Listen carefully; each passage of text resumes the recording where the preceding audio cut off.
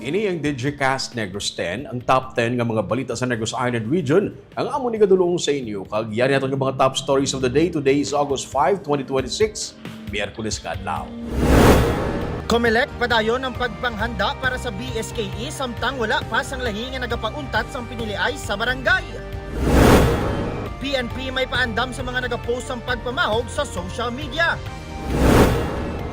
Indian National patay matapos matiruhan sang riding in tandem sa Bacolod. Cell number 5 sa Pilisa sa Bacolod ginaulaan na sa basura bisan wala pa sang ECC. Kag sa good vibes, taga Cadiz City most outstanding student sa Rizal Technological University nga nagkuha sang kurso nga Bachelor of Science in Astronomy, major in Astrophysics. Inatanan sa Digicast Negros X.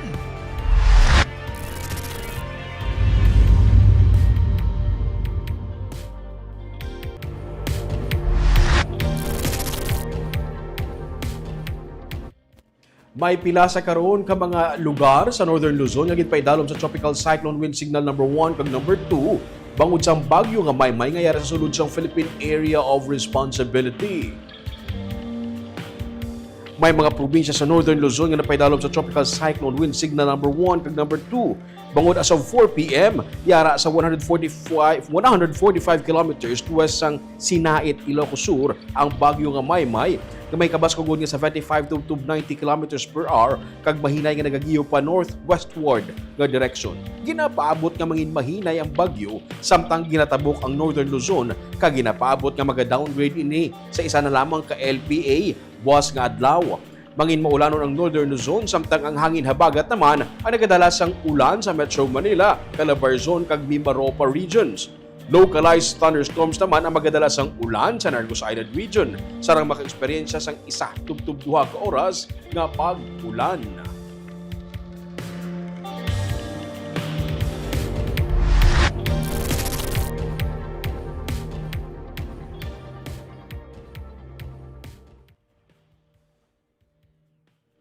Sa number 9, 5th District Congressman Dino Yulo nagaduso sa isa ka district-based nga database o kung district-based nga database sa mga OFW. Ini kasunod sa natabo nga pagmaltrato sa isa ka OFW nga nakapalagyo gikan sa iya nga amo sa Saudi Arabia. Dugang pa ni Yulo, kinahanglan man sa mas mabakod nga support network para sa mga migrant workers. August 2 sa nakapalagyo ang isa ka 45 years old nga OFW. Karon, yara na siya sa paghinakop sang embahada sa Pilipinas sa Riyadh. Taga Isabela, Negros Occidental, ang bana sang amo nga OFW. Mayara sila sang tatlo ka mga minor de edad nga kabataan. Humalin pa sang 2023, nagatrabaho sa Riyadh ang OFW, kagin pa extend sang isa pa gid ka tuig nga matapos kuntani sa December sininga 2026. Suno kay Yulo, ang lokal nga panguluan sa Isabela ang nagamonitor sa sitwasyon sa OFW kag padayon nga naga-coordinate sa mga natungdan nga government agencies sumanin pa sa nabalaan ang kaso. Tigayon nga natalakay ni Yulo ang ginaduso nga proposal sa Overseas Workers Welfare Administration sa nagligad pa nga bulan. Ang kaso sang 45 anyos nga nagapakita lamang kung ano ka importanteng isa ka masaligan nga database para sa mga pumuluyo sang 5th District nga nagatabok o kung nagatrabaho sa Middle East kag sa iban pagid nga mga bahin sang kalibutan. Karaman ang contact of the situation man ng LGU from the start, no. But I think it gives us a better picture of how things are outside, no, particularly sa Middle East, no. Nga we need a strong support group dito mismo sa aton lang yan.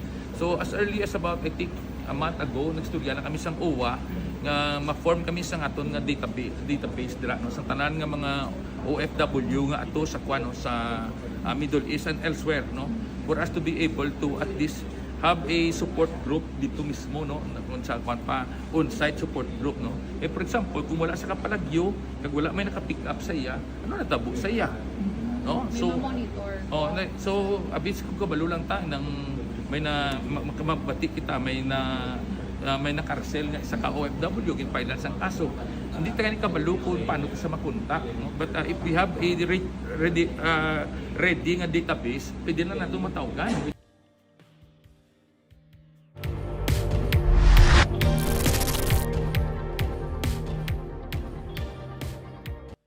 Sa Sa number 8, Negros Oriental 2nd District Representative Maria Isabel Sagarbaria nagapanawagan sa karon sa gobyerno nasyonal nga maghatag man sang bulig pinansyal pati na logistical nga bulig sa probinsya bangod man sang epekto sang RSSI sa mga mangunguma. Inigin paalinto ni Sagarbaria sa ginpatigay nga House Committee on Agriculture and Food hearing sa proposed amendment sa Sugarcane Industry Development Act kag sa Sugar Regulatory Administration Charter sang Martes nga adlaw. Iyang siling nga wala makabaton ang Negros Oriental sang National Government Allocation kaangay sang 235 million pesos nga assistance package kag in-announce sa mga mangunguma sa Negros Occidental kag anti-RSSI operations. Tamblag pa, in-announce si Agriculture Secretary Francisco Chu Laurel ang pagpain sang 35 million pesos para sa pesticide kag drone-assisted spraying sa Negros Occidental. Nagsugod naman ang pagpanagtag sang 10,325 pesos nga emergency cash transfer sa mga magagmay nga farmers sa Negros Occidental nga ginigo sang RSSI. Damblag pa ginsiling ng Department of Social Welfare and Development nga mayara man sang ipatuman nga emergency cash transfer sa mga small farmers nga apektado sang RSSI sa Negros Oriental kag ginahulat na lamang ang listahan nga igasubmit sa mga LGU kasubong man ang kopya sang deklarasyon sa State of Calamity. May 15 million pesos gikan sa Quick Response Fund sa probinsya sang Negros Oriental ang ginpain para sa chemicals para mabuligan ang mga sugarcane farmers nga apektado sang RSSI nga peste. Actually, it's stated here na sa yung 235 million. No? That 200 million is apparently for parang 10,000 for the distribution of Yes. ayuda. And then the 35 is for the chemicals and the spraying. And it all went to Negros Occidental. Wala sa Negros Oriental. So that's why I question that. Why not? Why none? No? So, and I verified it, and it's really true na wala. So, I hope na matagaan ko na ang Negros Oriental because our provincial government can only allocate so much. We also need intervention from the national.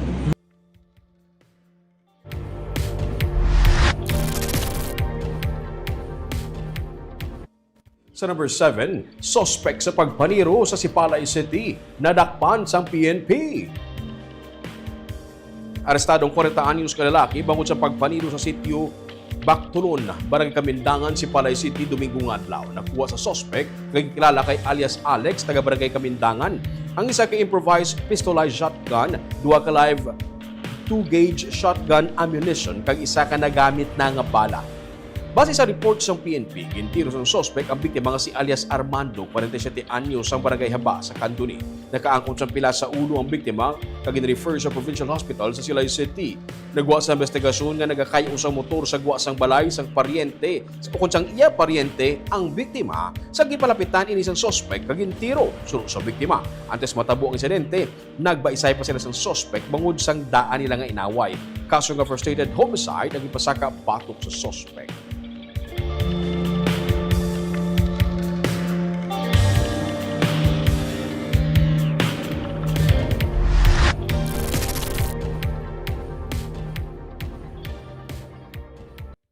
Sa number 6, isa ka pedestrian ang nabungguan sa motorsiklo sa atubangan mismo sa ospital, patay.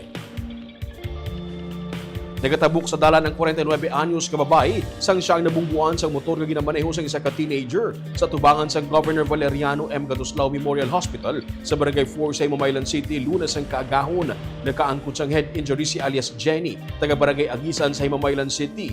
Siya ang gindala sa ospital pero napatay. Nagwa sa investigasyon nga nabungguan si alias Jenny sang motor ni alias Junior, 19 anyos, sa Barangay Uringao sa Kabangkalan City. Si alias Jenny ang may pasyente nga na-admit sa among ospital sa naglutad ng pagbunggo. Ang driver sa motor nakaangkon sang minor injury. Siya ang gin-release sa police station matapos mag-lapse ang reglementary period sang iya detention nga wala sang kaso nga napasaka batok sa iya.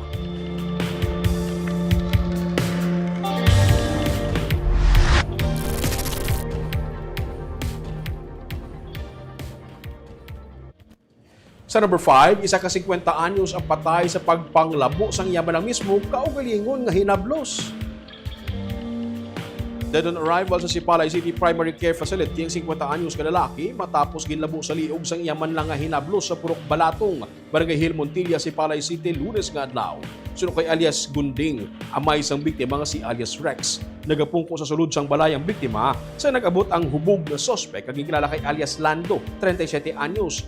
Ginkonpronta sang sospek ang biktima sa pagpati sini nga makapila ka beses nga ginabuso sang biktima ang iya nga iloy. Naglakat ang sospek kag pagkaligad sa pila ka minutos. Nagbalik ini, bitbit ang binangon, ginlabo ang biktima kag nagpalagyo.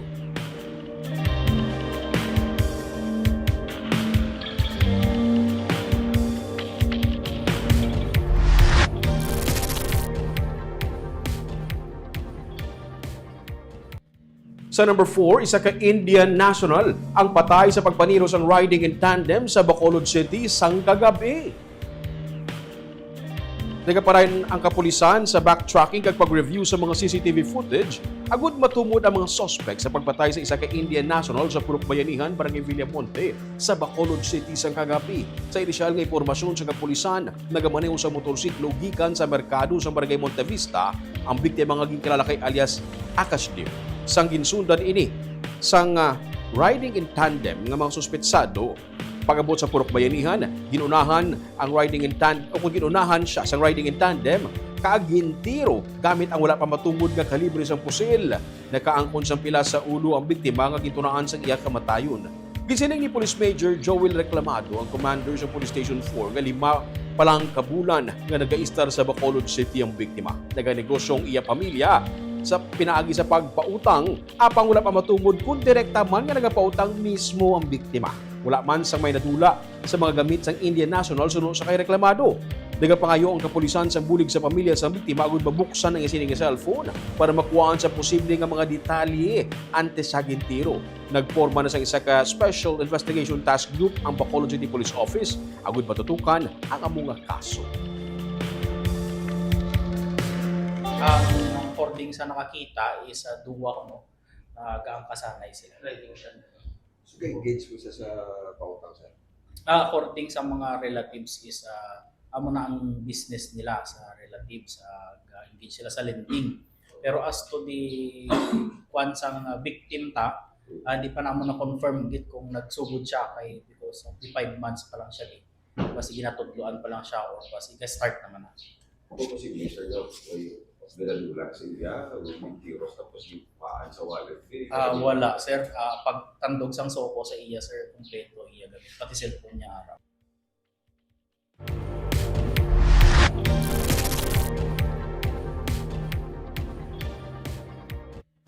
Sa number 3, PNP may paandam sa mga nagauso sa karon nga mga pagpamahog sa social media.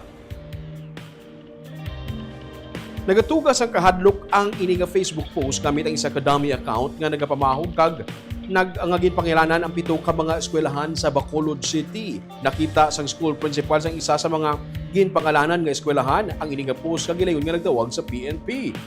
Suno sa kay Bacolod City Police Office Director Colonel Eugene Rebadomia nga gikatuan sa kapulisan ng mga eskwelahan apang wala man sa may nakitaan nga delikado nga mga bagay. Posible man suno kay Rebadomia nga taga-iban nga rehiyon ang nagagamit sa mga account kag nagapost lang agud magtugas sa kahadlok sa publiko. Liwat nga nagapaandam ang kapulisan sa publiko nga likawan ang mga prank call kag pag-post sa social media sa mga pagpamahog. Handa nga magpasaka sang kaso ang kapulisan batok sa bisan sin-uman nga mahimo among sa likod sa pag-post sang sini nga mga pagpamahog.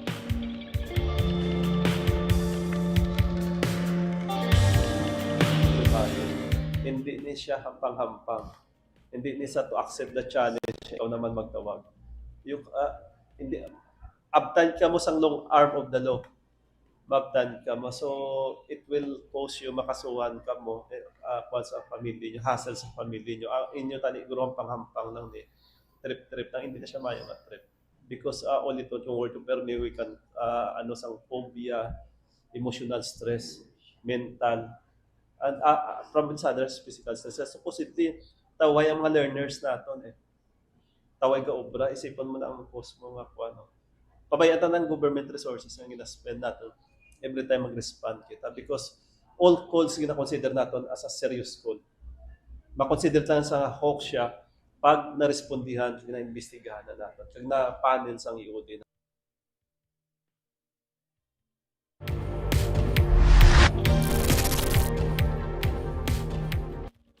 Sa number 2, cell number 5 sa sanitary landfill sa Barangay Felisa sa Bacolod City.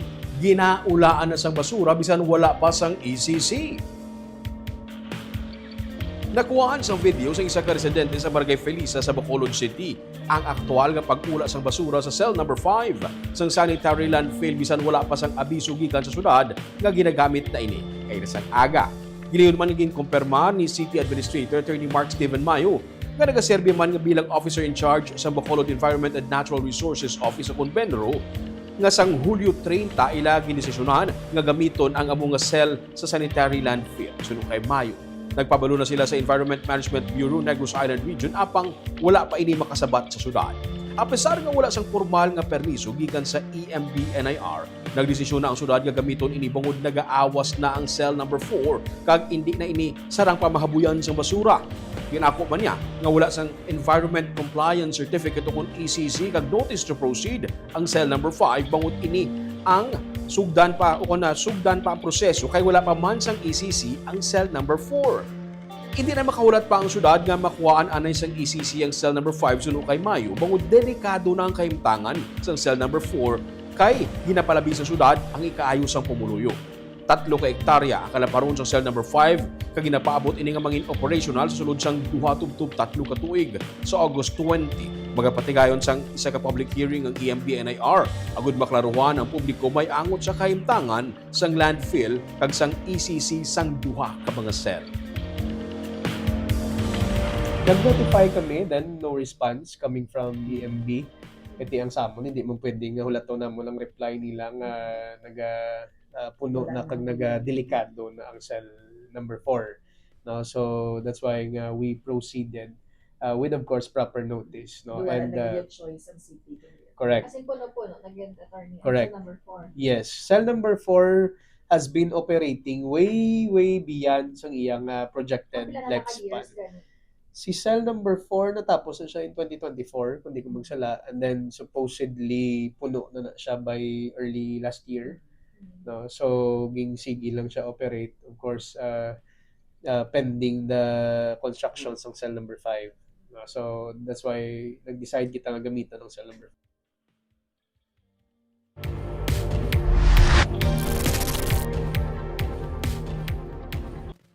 Kag sa numero 1 sa mga balita subong adlaw.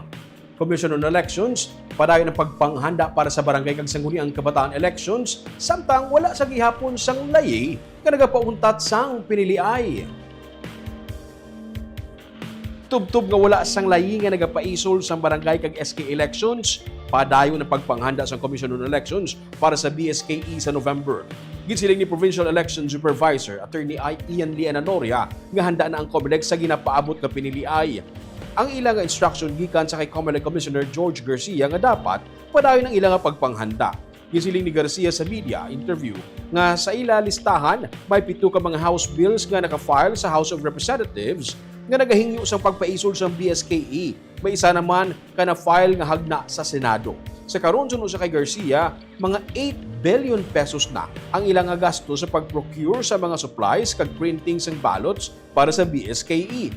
May nabilin pa sila nga 11 billion nga pondo kung ini ang napain para naman sa bayad sa mga magaserbi bilang electoral board members. 9 billion training sa mga manunudlo, 1 billion kag para sa deployment 1 billion.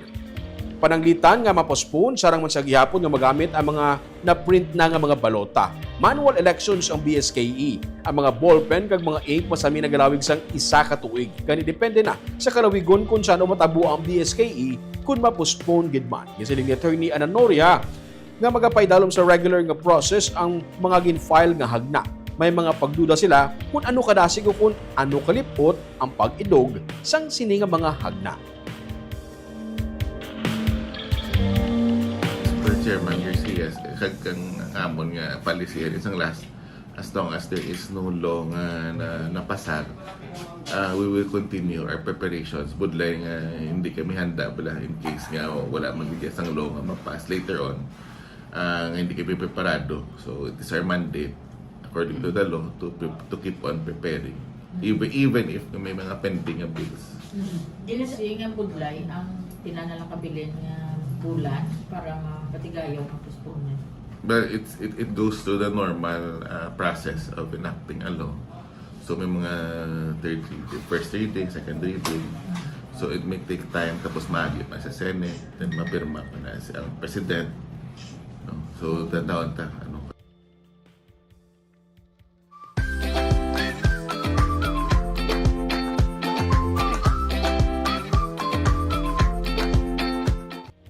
Kag sa good vibes, isa ka tumandok sang Cadiz City ang rank 1 kung most outstanding student sa Rizal Technological University nga nagkuha sang kurso nga Bachelor of Science in Astronomy, major in Astrophysics. Aton sa kalilahon sa Siliga Report. May mga kabataan nga gusto makakuha sang star gikan sa ilang teacher. May mga teenagers nga gusto mangin isa ka star. Pero si Ralds Loren Mabakyaw sang Cadiz City, gintunan ang stars kag subong isa ka star.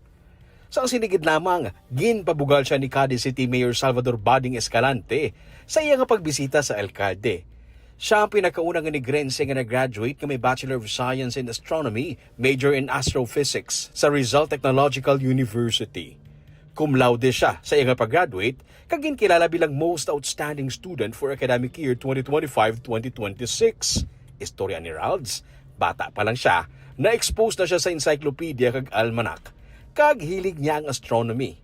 Hilig niya matun-an ang mga stars kag planets. Handom niya nga mangin astronaut, pero samtang nagaedad, luyag niya naman nga mangin astronomer, nga amo ang nagatuon parte sa mga stars. Bata pa ko, sir, nabakla na ko sa parents ko sa mga libro na pala, mga almanac, mga encyclopedia. And ever since I was 4 years old, ang nakapag-enamor siya sa akin ang astronomy nga sections ang sinanong. Kag at that age, daw gusto ko na niya i-pursue any field niya related sa astronomy. Kag mayo lang may nakita kami nga astronomy niya course dito sa Philippines. Graduate siya sa elementary kag high school sa Philippine Normal University sa Cadiz. Teacher kag negosyanteng iyang mga parents kag only child si Ralds. Nangin medalist man siya sa pila ka mga international mathematics competition sa gwa sa Pilipinas sadto. Aminado siya nga nangin mabudlay ang pag-adjust niya sa sugod sa nag-eskwela siya sa Mandaluyong City. Dito lang abi ang eskwelahan nga State University nga nag-offer sang luyag niya nga kurso. Mga buhi niya, ikaw lang isa din, ikaw kitang ma-manage ang iyong mga budget, ikaw gid ang maninlo sa iyong mga apartment, ikaw gid ang kung may magkuba sa apartment, ikaw gid ang mangita sa mga manukay o te mangilan kagid sa mga iyong mga kapitbahay, sa iyong mga tupad balay-bala, sa iyong mga pwede mo mabuligan, mangayuan sang bully. Medyo culture shock man na, sir, kay syempre lain man ang ilang language. Maanad ka dapat mag-speak in Tagalog. Pero initanan, tigayo niya nalang puwasan kag with honors pa. Plano pa ni Ralds nga magkuha sa masteral samtang nagatrabaho siya sa Rizal Technological University. Pero ang handom niya, makatrabaho sa isa ka space agency o kung makapatukod o kung mangin parte man lang sa observatory nga may dalagko nga telescope. Astronomy ako course, di dapat ako niya goal is makapatukod or maging a part of an observatory na may nag-house bala sa mga lagko ganyan telescopes man, maging part man sa isa ka space agency. Mayroon man din, sir, sa Philippines ang fields. Natapos na siya sa kolehiyo pero wala siya sa gihapon, nagauntat sa pagpaningwa nga malapot ang mga stars. Shoutout anay sa ating live viewers subong hapon si Ma'am Marie Tiffany Hoover. Good afternoon. Shoutout niya si Kea Duhinog, si Sanmark Digala from Negros Power, kag si Dayan Duhinog Acuña. Gina-shoutout ka mo ni Marie Tiffany Hoover. Si James Mundihar ni si Ling Hart, kag si Mia Nagarido Clavel. Good PM watching from Bacolod City. Kagamuyan itong top 10 na mga balita sa Negros Island region subong adlaw. Tugtog sa buwas. Ako si Romeo Subaldo. Mayong hapon.